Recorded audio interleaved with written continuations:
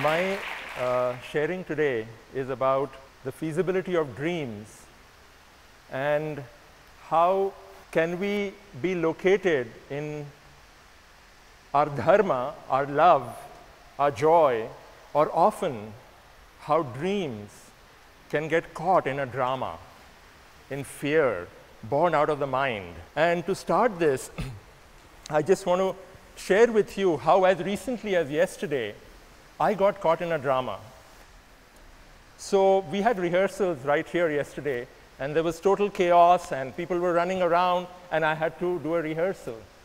And I have never been so panicky. I've been doing this work for 16 years, and yesterday, my mouth went dry, and I didn't know what to say, and that's when I took the refuge of the mind, and quotations and all of that stuff started coming up, and I started wondering, what's going wrong.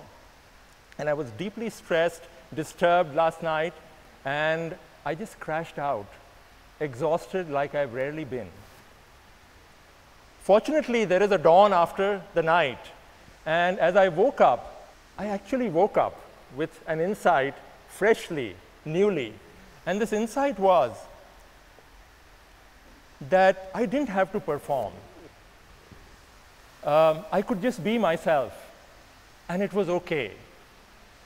Being myself is enough. And I think that's the first distinction between dharma and the drama. So often, we are caught up in trying to create something out of a certain notion of who we are or what it should be, and we completely miss the beauty of how life is actually unfolding. But even if we make mistakes, guess what?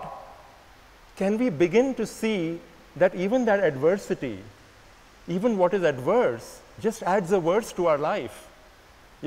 Like I was just sitting there and watching Elak doing the presentation, and there were many snafus, some things didn't come on.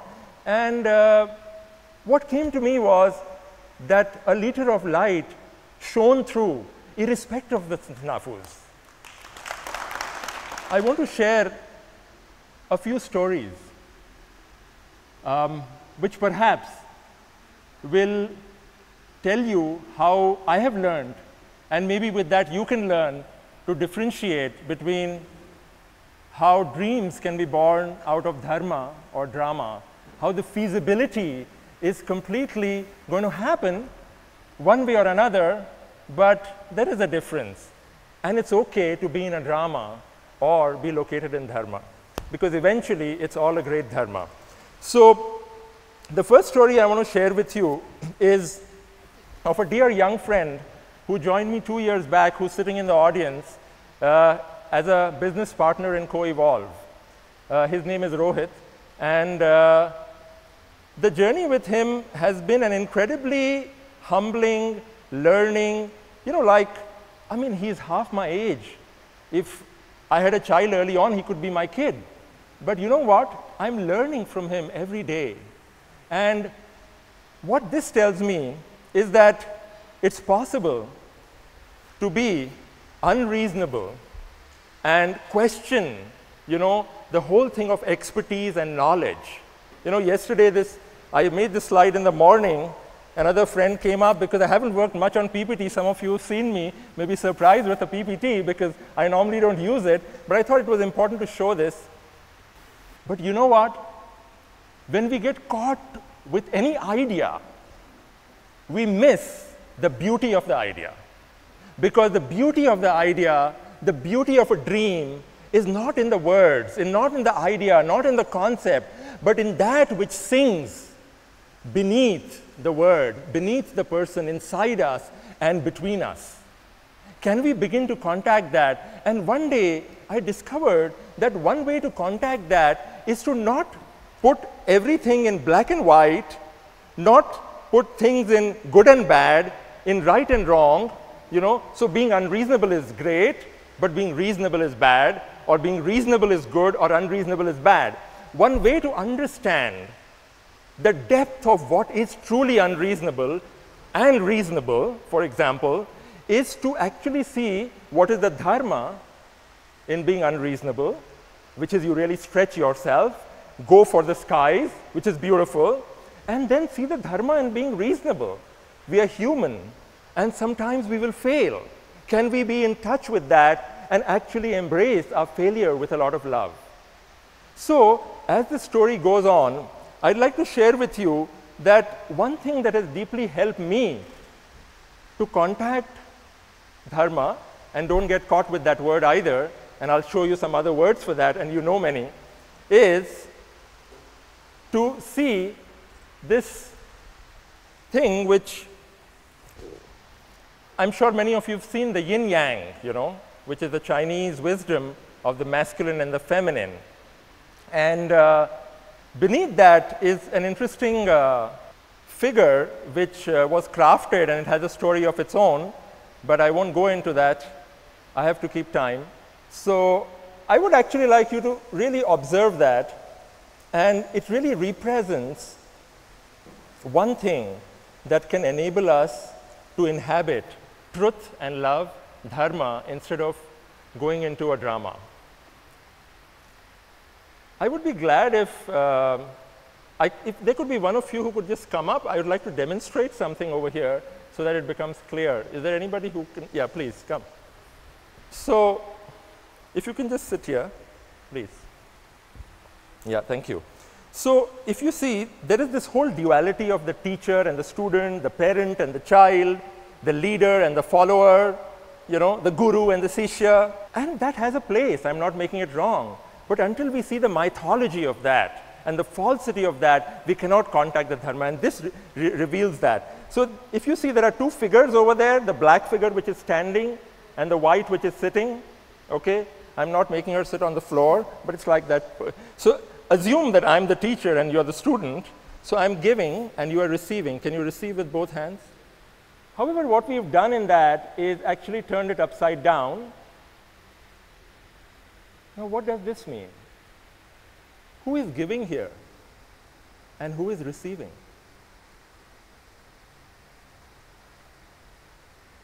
Until we begin to see that in the giving, there is receiving.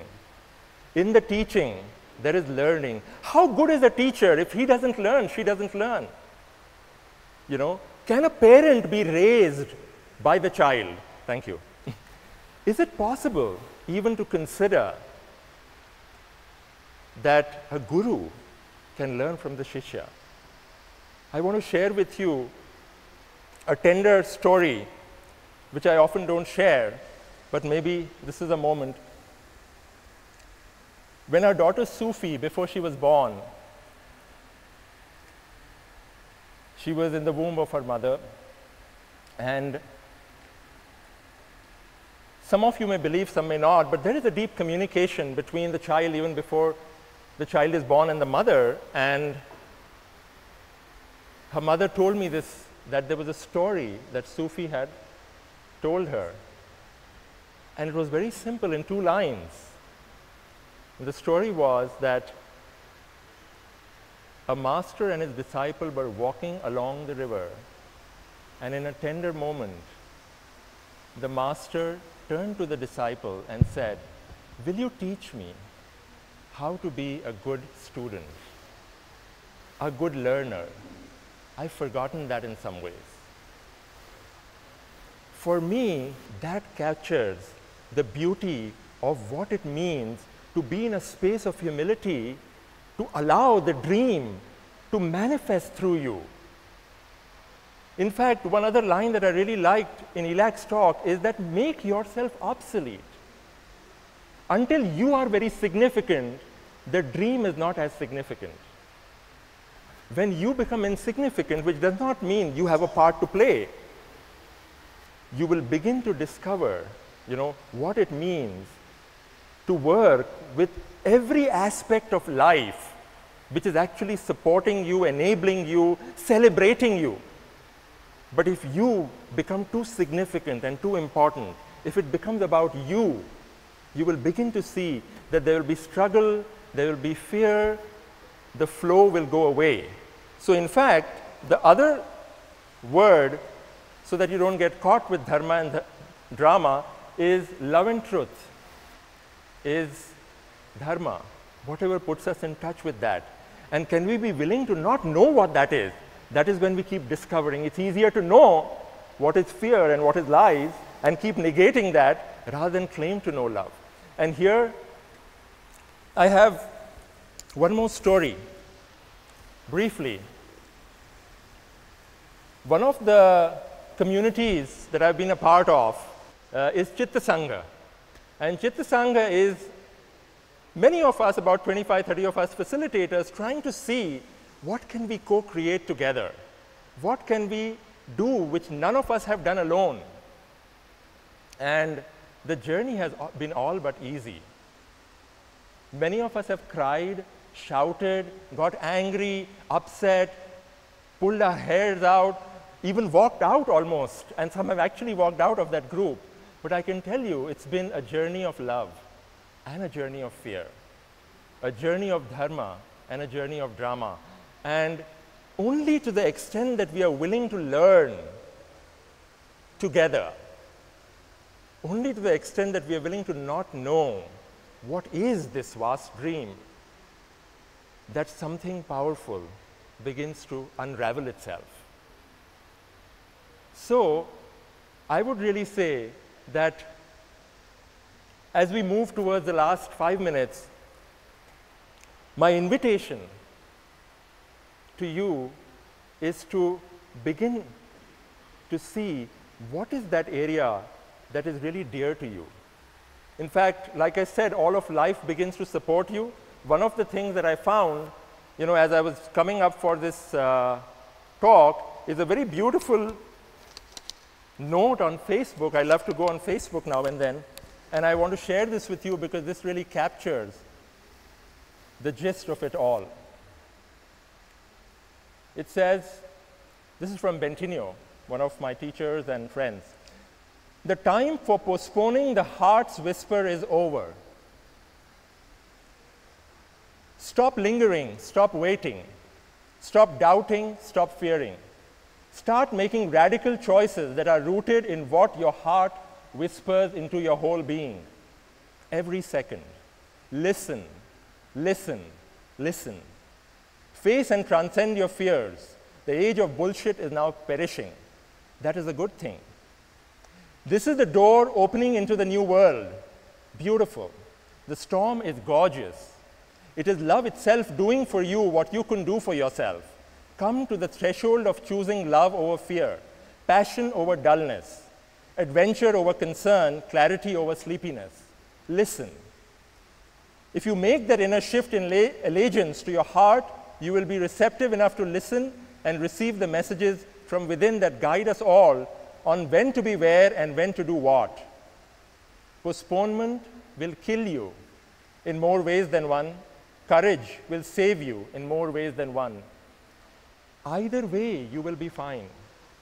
Don't make postponement wrong or courage right. Be willing to stay with not knowing. For a moment, again and again, be still, fearless, and listen deeply and affectionately to your inner self. Then be and act according to that inner whisper on all levels of your being. I have 3 more minutes. So I want to share one last story with you. And this is, again, about my daughter. Once she was in a very intense tantrum. She was all of 8 years old. She's about 9.5 now. And the tantrum was around a pencil that I had brought her that it had broken. So it seemed to me like, but she was completely unconsolable. All the formulas didn't work. Give her a hug, love, all that stuff. And all that I was doing was just being with her, not knowing what to do. And it lasted for 15, 20 minutes. She was throwing a fit, she was shouting, she was crying. I tried to move in, but she would not allow herself to be loved, and it's crazy. Standing at the border of her awkwardness, without invading or avoiding, not knowing what to do. I was blessed when after about 15, 17 minutes, it just ended. And she came and gave me such a hug like I've never received. I don't know what it was, but there is grace when you are willing to not know. There is something larger over here in the simplicity, in the authenticity of not knowing.